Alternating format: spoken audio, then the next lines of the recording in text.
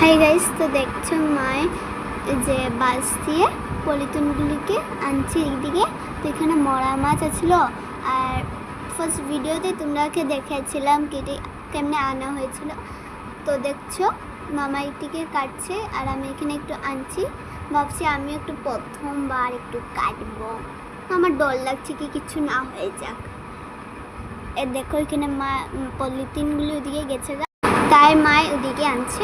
দেখো এখানে বোধগুলি আছে 1 2 3 4 5 6 7 8 9 10 11 12 13 14 15টা আছে।